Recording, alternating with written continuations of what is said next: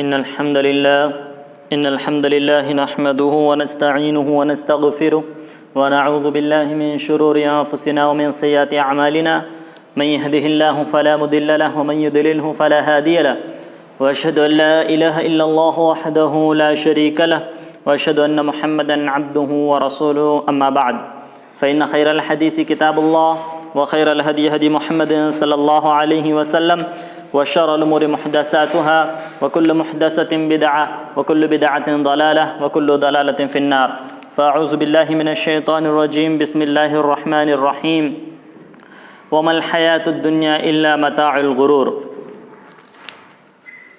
تمام قسم کی تعریف، توصیف، حمد و ثنا، عظمت و کبریائی و بزرگی اس اللہ وحدہ لا شریک خالق کائنات مالک ارض و سما کے لیے لائق و زیبا ہیں، جس اللہ تبارک و تعالیٰ نے ہمیں بے شمار نعمتوں سے نوازا، اور سب سے بڑی نعمت جو اللہ تبارک و تعالیٰ نے ہمیں دی ہے وہ ایمان کی نعمت ہے۔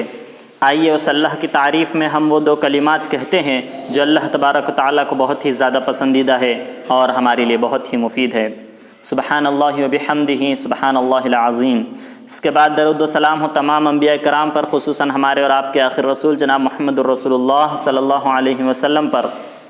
اللہم صلی علی محمد وعلی آل محمد کما صلیت علی ابراہیم وعلی آل ابراہیم انک حمید مجید۔ اللہم بارک علی محمد وعلی آل محمد کما بارکت علی ابراہیم وعلی آل ابراہیم انک حمید مجید۔ محترم حاضرین، آج کے اس جمعہ کے خطبے کا جو موضوع ہے وہ ہے کہ دنیا میں ہم کامیابی کیسے حاصل کریں۔ یہ موضوع لینے کا مقصد اس لیے ہے کہ انسانوں کو، لوگوں کو اور مسلمانوں کو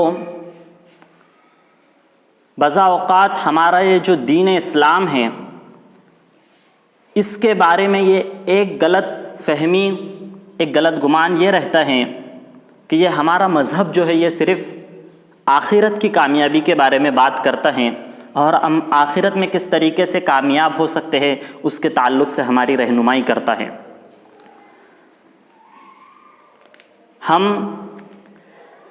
آج دنیا میں رہ رہے ہیں، لوگوں کی اکثر فکر یہی ہوتی ہے کہ دنیا میں ہم کیسے کامیابی حاصل کریں۔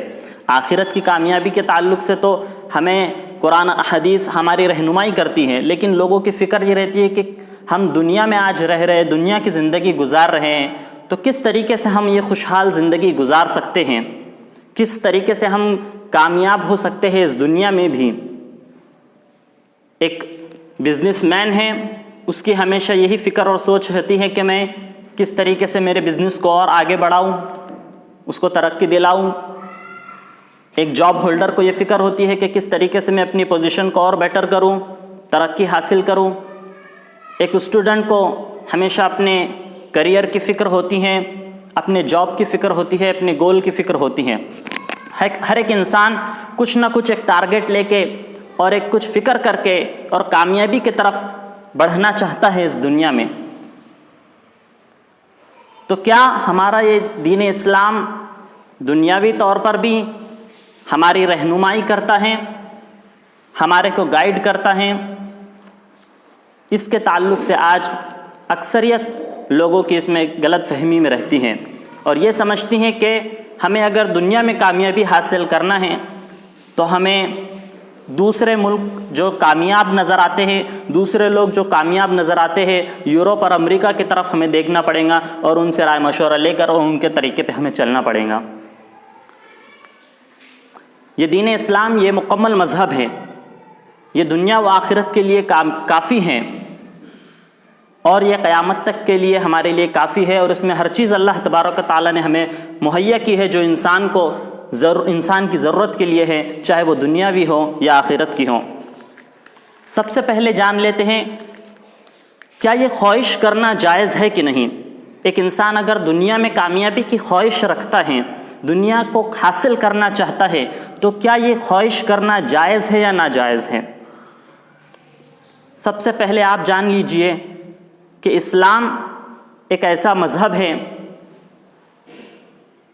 جو ہمیں دنیا اور آخرت دونوں جگہ میں کامیابی حاصل کرنے کا حکم دیتا ہے۔ یہ وہ ویسا مذہب نہیں کہ اگر ہمیں دیندار بننا ہے، اگر دین پر چلنا ہے تو دنیا کو بالکل ہی چھوڑنا پڑے گا اور جنگلوں میں جا کے رہنا پڑے گا اور بالکل سنیاس لے کر دنیا کو چھوڑ کر ہمیں دیندار بننا پڑے گا. یہ ویسا مذہب نہیں ہے. ہمیں یہ دنیا اور آخرت دونوں میں کامیابی حاصل کرنے کا حکم دیتا ہے. اللہ کے رسول صلی اللہ علیہ وسلم نے فرمایا کہ نعم المال الصالح للمرء الصالح، ایک اچھا مال ایک اچھے انسان کے لیے بہتر ہے. اگر ہم دنیا میں رہ کر اسلام کے طریقوں کو فالو کر کر اگر صحیح طریقے سے اگر ہم مال کما رہے ہیں تو اسلام نے اس سے ہمیں روکا نہیں ہے، اسلام نے اس کی ہمیں اجازت دی ہے.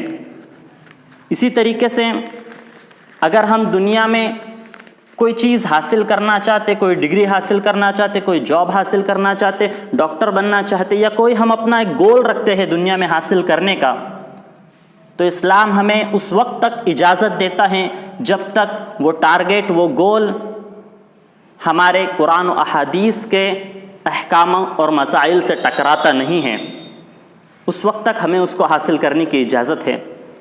اور اسی طریقے سے اس وقت تک بھی ہم اسے حاصل کر سکتے ہیں جب تک کہ ہم اسے اپنا مین مقصد نہ بنا لے. اگر ایک انسان دنیا کو اپنا مین مقصد بنا لیتا ہے، دنیا کی کامیابی کو اگر وہ اپنا جینے کا مقصد بنا لیتا ہے تو پھر اسلام اس سے ہمیں روکتا ہے. آج اکثریت یہی کرتی ہیں کہ دنیا میں کامیابی حاصل کرنے کو، دنیا میں جو اس کا گول ہے، جو فکر ہے، جو وہ جاب حاصل کرنا چاہتا ہے، جو کریئر وہ بنانا چاہتا ہے، اس کو وہ دنیا کا مقصد بنا لیتا ہے.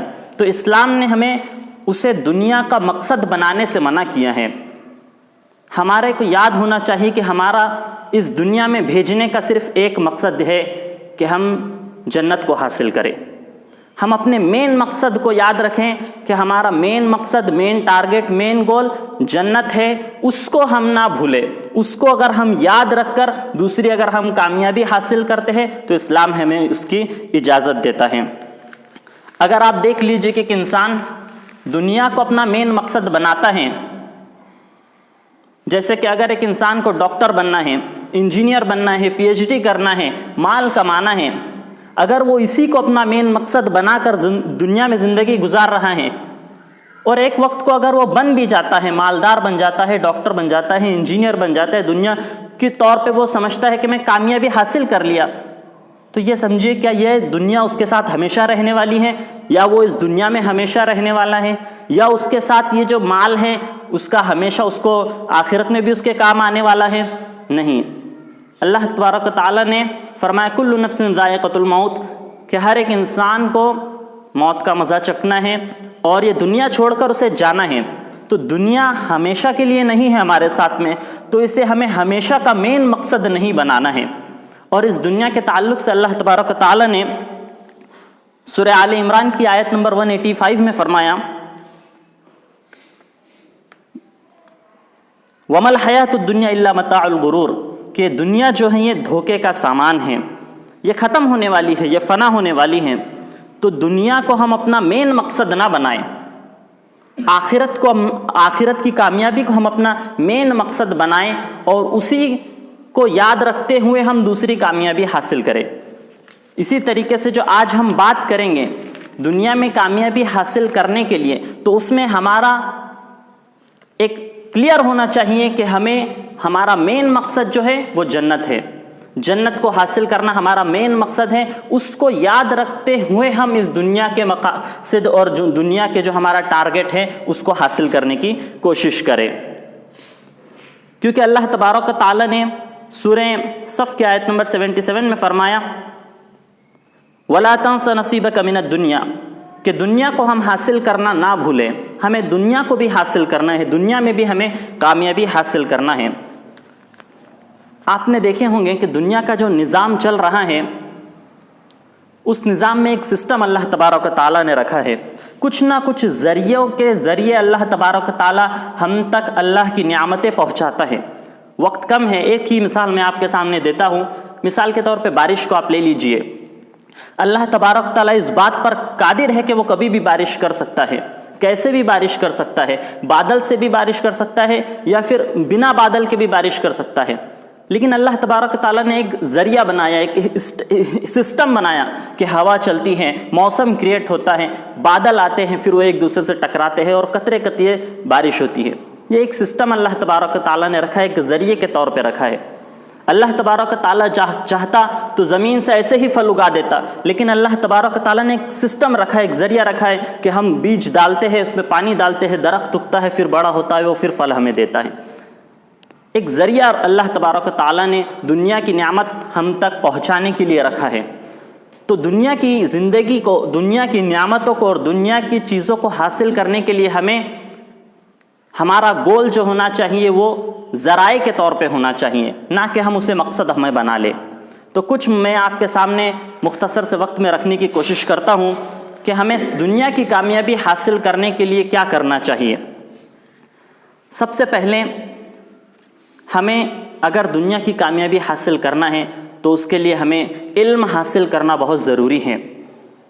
اللہ کے رسول صلی اللہ علیہ وسلم نے ہمیں دعا سکھائی، اللہم انی اسألک علما نافعا، کہ اے اللہ تو مجھے علم نافع عطا فرما، فائدہ دینے والا علم عطا کر۔ اس میں اللہ کے رسول صلی اللہ علیہ وسلم نے یہ نہیں کہا کہ اللہ تو مجھے دین کا علم عطا کر، وہ علم عطا کر جو فائدہ دے، چاہے وہ دین کا ہو یا وہ دنیا کا ہو۔ جو بھی علم فائدہ دینے والا ہے، ہم کو فائدہ پہنچاتا ہے، چاہے وہ دنیاوی طور پہ ہو یا دینی طور پہ ہو، اے اللہ تبارک و تعالیٰ تو مجھے عطا کر، اسے حاصل کرنے کا اللہ کے رسول صلی اللہ علیہ وسلم نے ہمیں حکم دیا ہے۔ آپ دیکھیے کہ جنگ بدر کے وقت جو کافروں کے لوگ پکڑ کر آئے تھے، جنہیں قیدی بنا لیا گیا تھا، تو جن کے پاس مال تھا اللہ کے رسول صلی اللہ علیہ وسلم نے ان سے مال لے کر انہیں چھوڑ دیا، اور جن کے پاس مال نہیں تھا لیکن اگر وہ پڑھنا لکھنا جانتے تھے تو اللہ کے رسول صلی اللہ علیہ وسلم نے ان کے لیے شرط رکھی تھی کہ تم انصار کے بچوں کو لکھنا پڑھنا سکھا دو، انہیں علم سکھا دو اور تم آزاد ہو جاؤ گی، تمہاری غلامی ختم ہو جائیں گی۔ آپ سمجھے کہ اللہ کے رسول صلی اللہ علیہ وسلم نے وہ لوگ جو لڑنے کے لیے آئے تھے، جو دشمن تھے، انہیں کیا بنا دیا؟ ٹیچر بنا دیا۔ اس سے ہمیں پتہ چلتا ہے کہ اگر ہم علم اگر دشمن سے بھی حاصل ہم کر سکتے ہیں، اگر ہمارا کوئی دشمن ہے اس سے بھی اگر ہمیں علم حاصل کرنے کی ضرورت پڑے تو ہم اس سے علم حاصل کر سکتے ہیں۔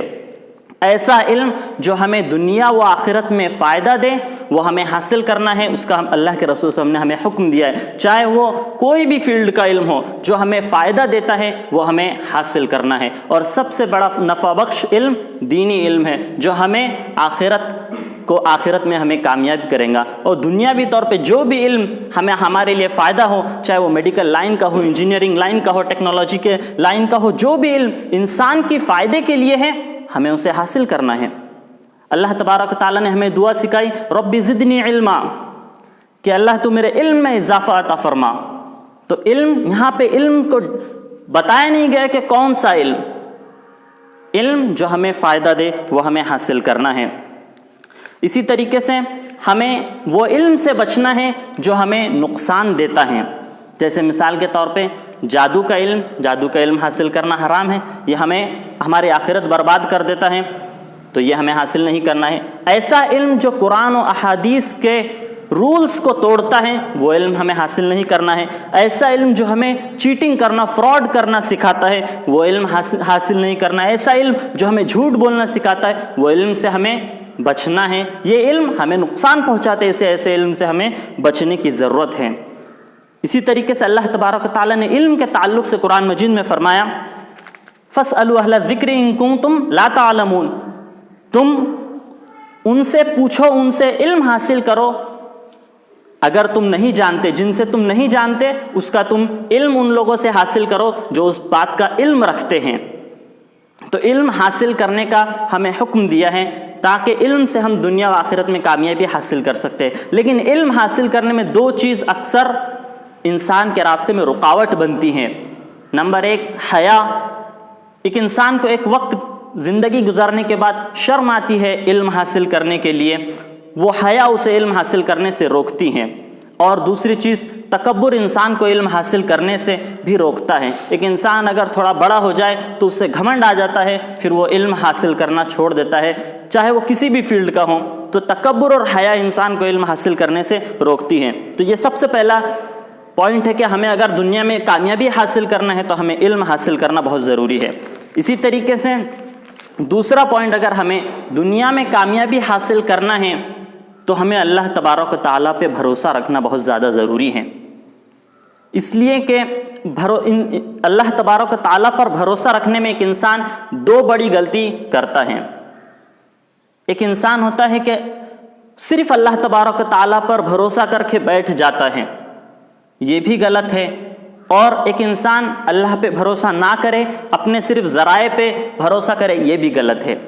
اگر ایک انسان صرف اللہ تبارک و تعالیٰ پر بھروسہ کر رہا ہے کہ اللہ تعالیٰ مجھے کھلانے والا ہے، پلانے والا ہے، مجھے عطا کرنے والا ہے، سب نظام میرا چلانے والا ہے، صرف اللہ تبارک و تعالیٰ پر اگر ایک انسان بھروسہ کر کے بیٹھ رہا ہے تو بہت بڑی غلط فہمی کر رہا ہے، وہ بہت غلط راستے پہ ہے۔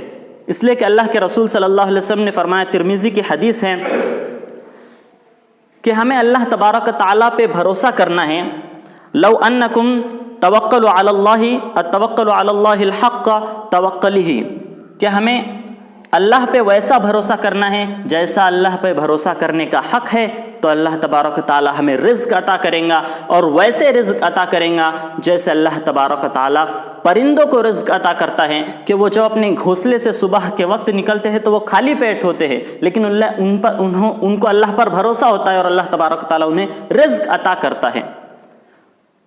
تو اس مثال کے ذریعے اللہ کے رسول ہمیں سمجھانا چاہتے ہیں کہ ہمیں اللہ پر بھروسہ تو کرنا ہے، لیکن اس کے ساتھ ساتھ ہمیں کوشش بھی کرنا ہے، ذرائع بھی اختیار کرنا ہے، صرف بیٹھے نہیں رہنا ہے۔ اسی طریقے سے ایک صحابی نے اللہ کے رسول صلی اللہ علیہ وسلم سے سوال کرے کہ اللہ کے رسول صلی اللہ علیہ وسلم، میں اللہ پر بھروسہ کیسے کروں؟ کیا میں اپنے اونٹ کو کھلا چھوڑ دوں اور پھر اللہ پہ بھروسہ کروں، یا پھر میں اپنے اونٹ کو باندھوں اور پھر اللہ پہ بھروسہ کروں؟ دیکھیے اللہ پر بھروسہ کرنے کے کتنا اچھا وہ سمجھانا چاہتے ہیں، اللہ کے رسول صلی اللہ علیہ وسلم سے سوال کر رہے ہیں۔ تو اللہ کے رسول صلی اللہ علیہ وسلم نے فرمایا کہ تم اپنے اونٹ کو باندھو بھی اور پھر اللہ پر بھروسہ بھی کرو کہ اللہ اس کی حفاظت کریں گا۔ تو ہمیں ذرائع کو اختیار کرنا ہے اور پھر اللہ تبارک و تعالیٰ پہ بھروسہ کرنا ہے، ہمیں کوشش کرنا ہے اپنے کامیابی کے طرف، اور پھر اللہ تبارک و تعالیٰ پہ ساتھ ساتھ میں بھروسہ بھی کرنا ہے۔ اس لیے کہ اگر ہم صرف کوشش کریں گے اور اللہ پہ بھروسہ نہیں کریں گے، اپنے جو ذریعات ہے یا اپنے جو قابلیت ہے صرف اس پہ اگر ہم بھروسہ کریں گے، تو پھر جب یہ ذریعے ٹوٹ جاتے ہیں یا ایسی سچویشن کریٹ ہوتی ہے جس میں ایک انسان مطلب پینک سچویشن ہوتی ہے، اس کے ذرائع اس کو کچھ کام نہیں دیتے۔ مثال کے طور پہ ایک انسان اگر کوئی ڈگری رکھتا ہے، کوئی جاب کرتا ہے یا مالدار ہے، وہ یہ سمجھتا ہے کہ اس کے ذریعے ہی میں کامیابی حاصل کر سکتا ہوں، میری ڈگری کے ذریعے ہی میں کامیابی حاصل کر سکتا ہوں، میرے جاب کے ذریعے ہی میں کامیابی حاصل کر سکتا ہوں، میرے مال کے ذریعے ہی میں کامیابی حاصل کر سکتا ہوں۔ اگر وہ ان سب چیزوں پہ ہی ڈیپینڈ رہتا ہے تو جب یہ چیزیں ٹوٹ جاتی ہیں، جب یہ اسے فائدہ نہیں دیتی تو پھر انسان بھی ٹوٹ جاتا ہے۔ لیکن اگر اس کا اگر بھروسہ اللہ تبارک و تعالیٰ پہ بھی ہے تو پھر اللہ تبارک و تعالیٰ پہ اس کا بھروسہ رہے گا تو وہ انسان کبھی ٹوٹے گا نہیں، اسے یقین رہے گا کہ اللہ تبارک و تعالیٰ میری مدد کرے گا، میری حفاظت کرے گا۔ تو ہمیں ذرائع بھی اختیار کرنا ہے اور اللہ تبارک و تعالیٰ پر بھروسہ بھی کرنا ہے۔ لیکن ایک انسان، آج کچھ لوگ ہوتے ہیں کہ صرف اللہ پہ بھروسہ کر کے بیٹھ جاتے ہیں، یا کچھ لوگ ہوتے ہیں کہ اپنے سب چیزوں پہ اور اپنے ذرائع پہ، اپنے صلاحیت پہ، اپنی کانفیڈنس پہ، اپنی ڈگری پہ، اپنی جاب پہ اور اپنی مال پہ ہی توکل رکھتے ہیں کہ یہی چیزیں مجھے فائدہ پہنچانے والی ہیں۔ تو یہ دو غلطی ایک انسان ان چیزوں میں کرتا ہے۔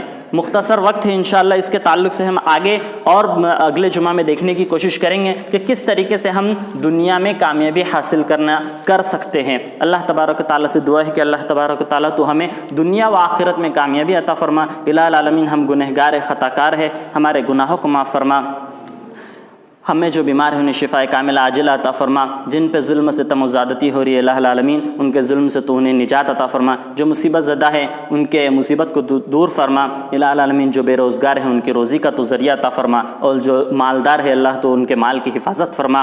جب تک ہمیں زندہ رکھنا ایمان ہی پر زندہ رکھنا، اور جب ہمارا خاتمہ ہو تو ہمارا ایمان ہی پر خاتمہ ہو۔ اس حال میں تو اس دنیا سے ہمیں اٹھانا کہ تو ہم سے راضی ہو چکا ہو، خوش ہو چکا ہو، اور ہمارے نام اعمال سے ہمارے تمام گناہ خطا اور معصیت کو معاف فرما چکا ہو۔ آمین وآخر دعوانا الحمدللہ رب العالمین۔